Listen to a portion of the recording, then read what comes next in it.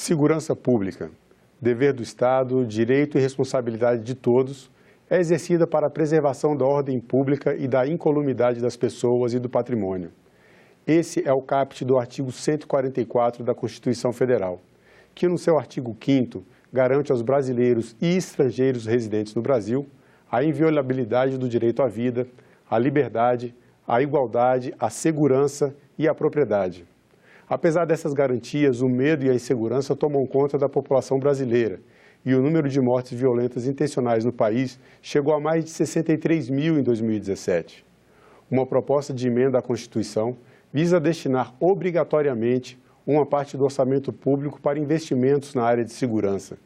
Para explicar essa proposta, recebemos no Cidadania a senadora Zenaide Maia, do Rio Grande do Norte. Senadora, muito obrigado pela sua presença. Eu gostaria que a senhora primeiro explicasse o que é essa proposta de emenda à Constituição e o que a motivou a apresentá-la. Marcelo, vocês sabem que o ano passado a gente aprovou um sistema único de segurança pública para o país, inclusive autorizamos o contrato de cargos comissionados. Diante do que já foi dito aqui para você, a violência, pela primeira vez, o povo brasileiro pede mais segurança pública do que saúde, embora os dois estejam quase no mesmo patamar, porque eu costumo dizer que a saúde, a quantidade de pessoas nesse país que morrem de morte evitável, por falta de recursos em filas de hospitais, em agilidade de exames, eu acho que é quase do mesmo tanto das pessoas que a gente vê ser assassinadas. Mas aí o que é que chamou a atenção? A gente esperou que, como, por exemplo, o governo atual, ele foi um dos grandes defensores, os aliados do SUSP. E a gente criou. E como chegou e a gente não viu, não adianta ter um órgão de segurança pública se não souber de onde vêm os recursos. Então, eu pensei, quando eu olhei para o Orçamento Geral da União de 2017, que foi executado a partir de 2018. Aí vocês perguntariam, por quê? Porque ele é a base da PEC do teto, da emenda 95.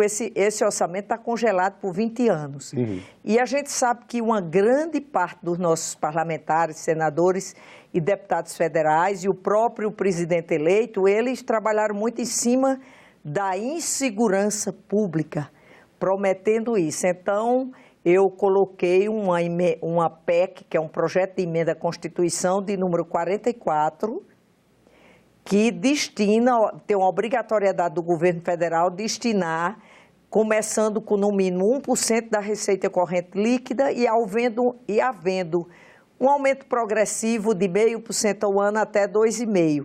E você sabe, Marcelo, que as pessoas dizem, mas doutora Zenaide, só 1%, eles não veem que esse orçamento de 2017 foi menos de 0,5% para a segurança pública. E a gente sabe que é um gasto fundamental, primário, e que se a gente não investir, o que é que eu vi durante 4 anos de deputado, quase todo ano, mais de uma vez por ano, tinha um Estado brasileiro que entrava em calamidade pública na segurança e que a gente tinha que rever um orçamento para salvar esses estados. E se a gente tiver uma PEC, se a gente botar na Constituição, que a contrapartida do governo federal começa com 1%, vai 0,5% até 2,5%. Até porque o Sistema Único de Segurança Pública foi criado porque a gente sabia que os estados e os municípios brasileiros já tinham jogado a toalha. Eles só não tinham como segurar a criminalidade. Então veio essa ideia de botar na Constituição, porque isso é uma política de Estado e não de governo. E se a gente não botar, pode ter um presidente que tenha prioridade à segurança pública, mas pode ter outro que não tenha. Essa parte da destinação do orçamento é bastante importante. A senhora falou nos gastos, né? Então, a saúde já tem um mínimo constitucional de gasto. A educação também tem isso destinado, nesses valores destinados na Constituição. Falta, de fato, na segurança pública. Com essa PEC, é possível melhorar a integração das polícias nos diversos estados brasileiros, que é um dos grandes problemas, um dos grandes gargalos apontados, né, pelo sistema de segurança pública brasileiro, essa falta de integração, compartilhamento de informações para que a criminalidade seja resolvida no âmbito nacional. Isso é de uma importância fundamental e a gente viu, porque se você tem, é justamente ainda diz aí, o único, não é só por recursos.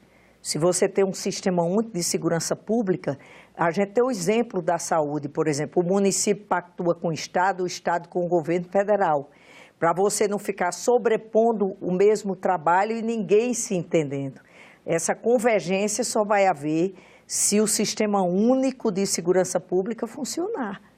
Porque o que o município não pode oferecer, o Estado, ele vai pactuar com o Estado, e o que o Estado não tem condições vai pactuar com o governo federal. E agora, até 2016, por exemplo, os estudos indicam do próprio Ministério da Justiça que 85% dos gastos com segurança pública estavam na mão dos estados e a União com 9%. Com isso, essa situação pode ser revertida, a União entra com volumes mais vultosos de investimentos? Tem que entrar com esse volume vultuoso e tem mais condições de cobrar, porque a gente vê muito na segurança pública um jogo de empurra.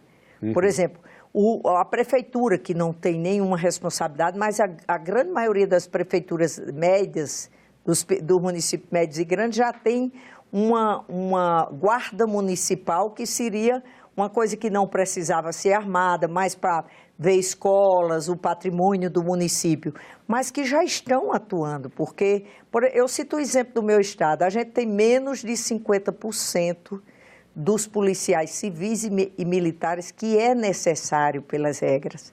Nós temos 7 mil ativos e precisa de 15 mil.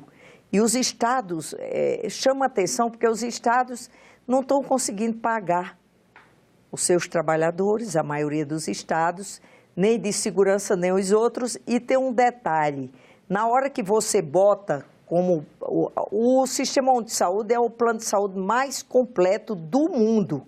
É claro que ele já vem subfinanciado há algum tempo, porque eu gosto de comparar, porque não é à toa, você não pode sair o município gastando isso com segurança pública, isso é tudo interligado.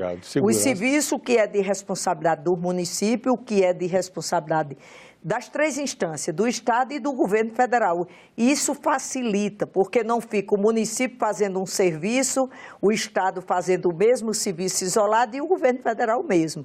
Na hora que você bota um sistema único, que na época houve até uma discussão porque queriam criar um Ministério da Segurança Pública, lembra? Sim. Então, eu acho muito salutar essa emenda, esse projeto de emenda à Constituição, de número 44, eu estou pedindo o apoio dos senadores, dos deputados, porque eu acho que a gente deve isso ao povo brasileiro. A gente junta um serviço de segurança pública forte, que investe em novas tecnologias. Você tem um crime hoje no país, no meu estado, 70% dos crimes não são desvendados, porque não tem novas tecnologias. Até para você fazer um DNA é uma dificuldade, falta recursos. Eu sei que se fala em gestão, mas para a segurança pública está faltando recursos mesmo, porque menos de 0,5% para toda a segurança pública desse país continental se faz necessário essa PEC. O investimento é lógico que é necessário, eu acho que não há discussão quanto a isso. Agora tem um aspecto, já que essa proposta ela vincula uma parte do orçamento, obriga um mínimo de gastos, um mínimo de investimentos por parte do Estado na segurança pública, existe uma corrente, até chegou a ser apresentada uma PEC que propunha a desvinculação total dos gastos, das receitas do governo. O que a senhora pensa sobre isso? Eu acho que a desvinculação da receita da União, a DRU, 30% já é bem maior, foi aprovada no governo Temer anterior, já é o que a maioria dos países não permite. O orçamento tem que ser executado. É como se o Congresso desse um cheque em branco de 30% do orçamento brasileiro. E, ao mesmo tempo, você desvincular tudo e as obrigatoriedades com os gastos primários, saúde, educação, segurança pública. É aquilo que eu digo, isso tem que ser uma política de Estado. Porque se for de governo, cada um. Eu vou ter um governador que não tem, ou um presidente que não tem interesse na saúde, ou que não tem educação, isso tem que passar de governo, não é referente a cada presidente ou cada congresso que foi eleito pelo povo. É uma política de Estado e só funciona quando é assim. Eu acho que o governo não pode reclamar de desvinculação, porque ele já tem 30% do orçamento que ele pode tirar e botar em qualquer lugar. Fazer outros investimentos. Fazer outros investimentos. E no caso da segurança pública, pode-se considerar também isso como um investimento e não como gasto, né? Em 2017, por exemplo, um estudo da Secretaria de Assuntos Estratégicos mostrou que o custo da criminalidade representou 4,38% da renda nacional. O investimento, essa vinculação de 2,5%, vai trazer um retorno nesse sentido? Seria um investimento com retorno para a sociedade, além da segurança financeira? É isso aí, também? Marcelo. Por exemplo, a próprio desenvolvimento, você não faz turismo, você não cresce uma economia sem segurança pública. Se fala muito em reforma trabalhista, que vai dar credibilidade aos investidores externos, reforma da Previdência, que vai dar credibilidade e vai crescer. Mas a gente sabe, por exemplo, no meu estado, que o turismo não tem outros fatores, mas a falta de segurança pública, ninguém vai investir. E o próprio comércio fecha as portas, dependendo da área. E a indústria nem se fala. Segurança hídrica e segurança pública são duas coisas que eles cobram. Então, não é só a violência física em si, é o desemprego. Ninguém desenvolve um país sem oferecer segurança pública. E eu digo mais, o que tem de jovens que, devido à falta de segurança pública, estão paraplégicos, tetraplégicos, famílias que vão para assistência social, porque o único que era o arrimo da família foi assassinado. Então, segurança pública, além de ser vida, é trabalho também, é emprego. A segurança pública gera diretamente emprego e renda, porque ela dá credibilidade. Você vê, por exemplo, diz, não vá para tal bairro porque lá é inseguro, entendeu? Então, segurança pública, além da gente investir na segurança pública, a gente tem que investir na educação, né? Porque a prevenção de precisar se ampliar tantos presídios e tudo. Se a gente tiver uma educação de qualidade para todos, e não só para um determinado grupo, uma minoria, está provado cientificamente que se fortalece os laços sociais e diminui a criminalidade e até a corrupção, porque se o Estado me oferece uma educação, se eu não tenho dinheiro, mas meu filho está numa escola de qualidade, com educação de qualidade, é claro que meu filho, para entrar na criminalidade, vai ser muito mais difícil. E esse é um dos problemas que o país enfrenta em relação ao aumento da criminalidade, que diz respeito à evasão escolar. A evasão escolar, principalmente na faixa dos 15 aos 17 anos, é muito alta e é justamente o momento mais em que os jovens estão mais vulneráveis a serem, inclusive, cooptados pela criminalidade que vem se organizando, talvez até em virtude da falta de investimentos governamentais na área de segurança pública. E segurança pública, e eu digo o seguinte, a família não adota o filho, muitas vezes por questões sociais ou econômicas. Hoje a mãe tem que trabalhar, o pai tem que trabalhar. O Estado tem a obrigação de oferecer uma educação de qualidade em tempo integral, gente. A gente sabe que se o Estado não adotar as crianças e os jovens, quem vai adotar é o crime. Não tenha dúvida, porque ele vai ser mais fácil. Se seu filho entra numa escola pública, estou falando aqui porque o privado, a maioria já faz isso. Então, se dá uma educação de qualidade, entra de manhã e só sai à noite, educando, que eu digo que é diferente ensinar de educar, Marcelo. Ensinar é você ensinar para ser aprovado no Enem, no concurso público. Educar é você educar, mostrando valores, respeito pelo próximo. Preparar para a vida. Preparar para a vida, porque, por exemplo, hoje se fala muito em escola militarizada. Eu acho que está faltando, por exemplo, não é a escola que gera violência, a violência está ao redor dela e chega até ela. Então, esses investimentos eles devem ser vinculados, né? Um dos apontamentos que se faz também sobre a questão da segurança pública no Brasil é que a gente tem divisão das polícias, que dificulta a integração do trabalho, e também uma ação mais combativa do que preventiva. O financiamento do SUSP via Constituição pode ajudar também nesse sentido de melhorar a prevenção ao invés do combate? Também, porque a gente vai qualificar nossos profissionais. Ficar uma qualificação contínua é essencial, porque como eles lidam com a violência, eu digo que isso pode ser comum. Por exemplo, eu sou médica e quando você trabalha num pronto-socorro de urgência e emergência, se você não ficar se reciclando, você termina ficando insensível, porque aquilo que assusta a família, que desespera para a gente é o dia a dia de se ver.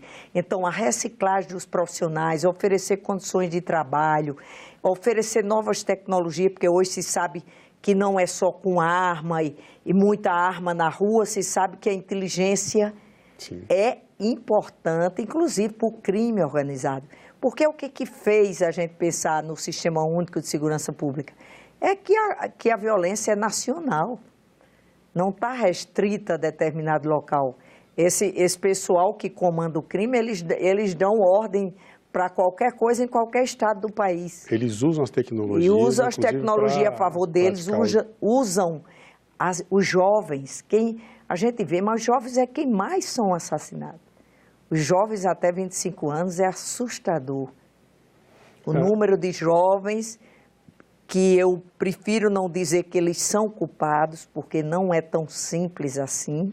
Claro que no meio disso eu digo que tem almas mutiladas, pessoas que já têm o crime como algumas doenças, como psicopata, mas a grande maioria, se tiver uma educação de qualidade que vai dar uma oportunidade a esse jovem, com certeza ele não vai entrar no mundo do crime e ainda previne milhares de doenças. De doenças, por exemplo, essas doenças como a dengue, eu vou chamar aqui a atenção porque Brasília está demais, né? 25 óbitos pela dengue e a gente sabe que mais de 60% dos focos são intradomiciliares. Então, o governo, o papel dele também é mostrar propagandas na televisão, a grande mídia, dizer mata, porque a maioria das pessoas acha que só acontece com os outros. Então, enquanto não vem uma vacina, tem que chamar a atenção de que tem produtos, alguns refrigerantes, que todo mundo já conhece, mas se não precisasse dar visibilidade, não tinha mais a propaganda. E a gente tem que ficar chamando atenção para isso. A importância da comunicação. A comunicação. Queria dizer aqui, parabenizar vocês aqui da TV Senado, porque eu ando o Rio Grande do Norte todo, mesmo eu digo aqui uma cidade, venha ver que é o final, é a tromba do elefante. E são quase 400 quilômetros de Natal, em cima de serra, é uma região serrana, é muito bonito, e aquele trabalhador rural diz, eu vi, cada um, a TV Senado, eu vi.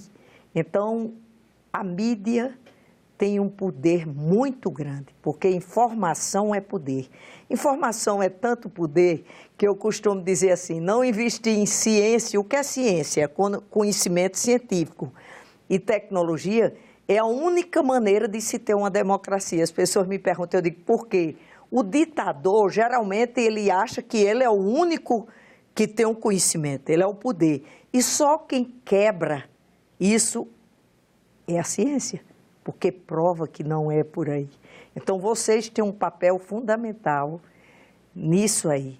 Os meios de comunicação são essenciais na educação de um povo, na prevenção da violência e mostrar o que a gente faz aqui. Porque eu costumo dizer que muitas vezes as pessoas não entendem muito o que é que o senador faz. E vocês, mostrando o dia a dia, isso já desmistifica. É um papel da TV Senado levar para a população esse esclarecimento de como o parlamento funciona e da importância da participação deles também na atuação das senadoras e senadores. Para concluir, eu gostaria de fazer uma pergunta voltando à questão orçamentária. No ano passado foi aprovada a PEC do orçamento, a chamada Emenda Constitucional 95, que limita, que cria um teto para os gastos do governo. A proposta de emenda constitucional número 44, apresentada pela senhora, é compatível com essa emenda constitucional do ano passado? Olha, Eu gosto de falar sobre essa emenda constitucional 95, porque eu fui contra. Não que eu fosse contra um governo, qualquer governo, Estado, seja o país que esteja com dificuldade financeira, que ele não reduz os gastos. Eu só não entendia, e não entendo, como se bota na Constituição que durante 20 anos não se vai investir em saúde, educação, assistência social e segurança pública. E quando você bota na Constituição, isso quer dizer que se o país alavancar a economia, mesmo assim, se não revogar a emenda 95, ele não vai poder aumentar os gastos com saúde e educação. Acho que essa medida, essa emenda 95 está ficando inviável. E eu não vi falar em nenhum país no mundo, nas piores crises, que botasse na Constituição. Eu cito aqui um exemplo. O senhor imagina que não nasce ninguém em 20 anos para você aumentar os gastos com a saúde? E essas pessoas que têm 50, que passam a ter 70, que a saúde do idoso é uma saúde mais cara. E as novas tecnologias que salvam vidas, nós também não vamos incorporar. Então, o que é que a gente está? Eu estou vendo isso aí, eu acho que 1% não é, e acredito que a maior parte desse Congresso vai ter que defender morte evitável, porque eu, como médico, eu digo morte evitável, aquela que eu tinha certeza que se tivesse recurso para ir para um hospital privado, não morreria. E eu de plantão no hospital público, leitos de UTI lotado, e eles não tinham como pagar um UTI, quer dizer, uma morte evitável. Para mim é muito importante. Eu sei que hoje a gente só fala mais em números, mas eu gosto de ver o ser humano, porque o número que eu boto a digital aqui se materializa na minha frente, com a mãe, com o filho na mão, pedindo socorro, que salva o filho dela. Então, deixa de ser uma percentagem para ser um ser humano. E isso a gente aqui tem que ficar revendo. Eu costumo dizer que eu sou católica, praticante, que eu peço a Deus todo dia. O que é que você pede, Zenaide? Eu disse, para não me tornar indiferente ao sofrimento dos mais carentes e vulneráveis, porque isso a gente, quando você passa muito tempo distante disso, você pode perder essa sensibilidade do respeito, do olhar diferenciado, de estar no lugar daquele que está ali, porque senão a gente fica indiferente. É um a mais que morre como se fosse simples. Tem diferença a violência. A violência, não, ele usava droga. E a gente a gente tem que ver isso aqui. Isso aqui é uma casa de leis, é uma casa revisora. Eu costumo dizer que esse Congresso não é diferente dos congressos do mundo todo, é muito poder dos países democratas. Muito poder, aqui se faz a lei, aprova a lei, se o presidente vetar ainda pode derrubar o veto. Aqui se diz qual vai ser o salário do trabalhador, quantas horas vai trabalhar por semana e que idade vai se aposentar. E tem algo que a população não sabe. Aqui diz qual o alimento e o medicamento que pode ir para a prateleira para os brasileiros consumirem. Então, é muito poder e vocês, como a gente, tem que dar visibilidade a esse poder para as pessoas verem e separar o joio do trigo, como a gente diz. Tá bem. Senadora, muito obrigado pela entrevista. Obrigada a você, Marcelo, e os ouvintes. Eu que agradeço. Isso é uma oportunidade de mostrar minha atividade parlamentar.